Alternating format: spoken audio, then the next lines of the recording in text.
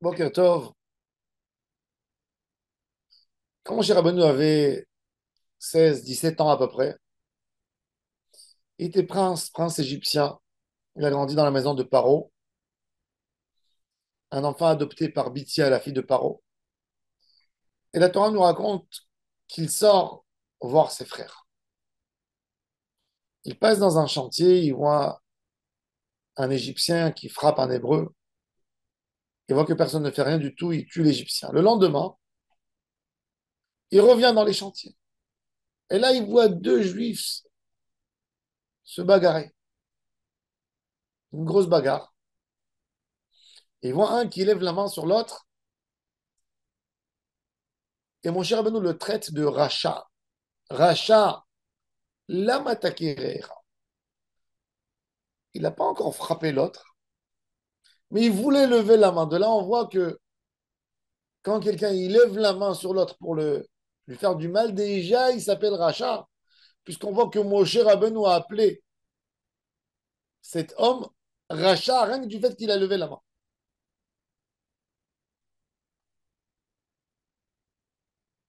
Moshe Rabbeinu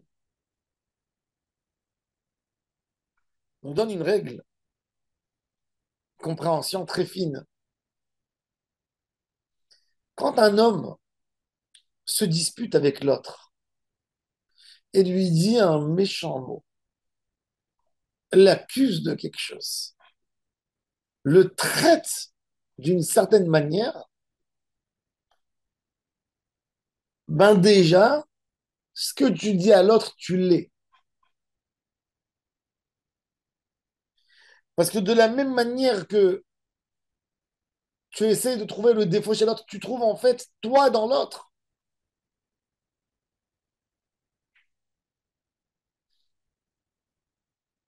La Gemara nous dit dans le traité Kiddushin, Daf Ain, Kola posel bemumo posel. Tout celui qui dit des critiques sur l'autre, en fait, il raconte son problème à lui.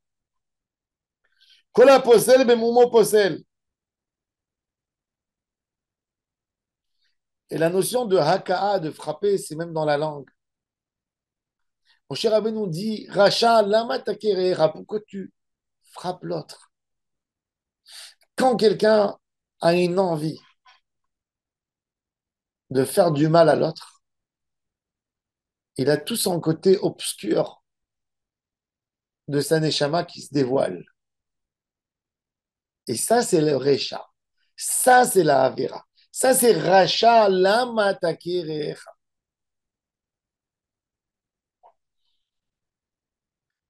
Un homme a toujours plusieurs manières d'agir.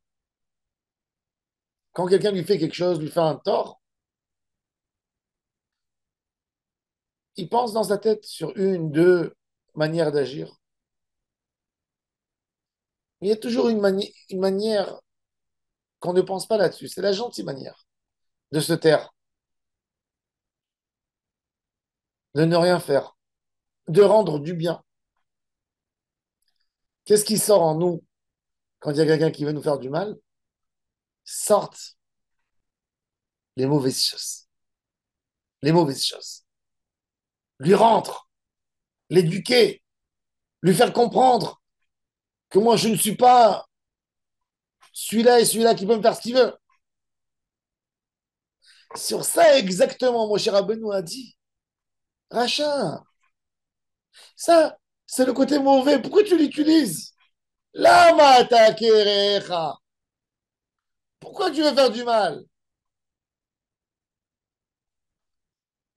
On a tellement besoin de penser chaque fois où on est affronté à une petite dispute des fois, à une critique, et on veut rendre, on veut absolument rendre, de ne pas rentrer chas v'shalom dans les paramètres de rachat, de celui qui est fauteur, de celui qui fait sortir de lui la mauvaise chose. Dans la Gemara, on voit que même s'il n'a pas frappé, il a rien que levé la main, il s'appelle déjà rachat. C'est-à-dire que quand tu as une mauvaise intention, quand tu as en toi un sentiment méchant de vouloir faire quelque chose, Déjà, selon Moshe Rabbeinu, on s'appelle Racha. Et l'homme a à se sauver de ce titre Racha toute sa vie. Ne pas rentrer Chaz Veshalom dans cet endroit tellement obscur, tellement horrible de la riche route, du Recha, de rentrer dans le cadre de Racha. C'est valable dans tout.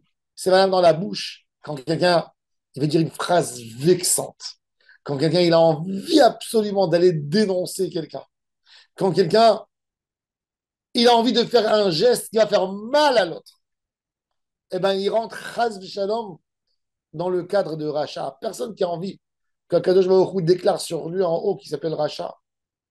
Donc on doit se sauver, on doit avoir une autre pensée, une autre barrière avant de dire quoi que ce soit. De garder l'esprit pur, de travailler sur soi, de ne pas répondre tout de suite, de ne pas agir. Et avec ça, on reste bon, on reste pur, on reste kadosh. Ne jamais oublier Racha dans les moments de colère. Racha, lama takirecha, cette phrase énorme de Moshe Rabbeinu. Lama takir, il n'a pas encore frappé. Il n'a pas dit Maïkita. Pourquoi tu as fait? Lama takir, pourquoi tu as envie de faire? Pourquoi tu as envie de faire déjà avoir cette pensée? C'est du Racha.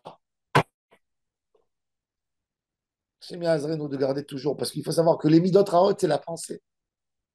Le Rif dit que le Lachon Hara ne se fait pas rien que dans la parole, se fait dans la pensée négative que tu as contre quelqu'un.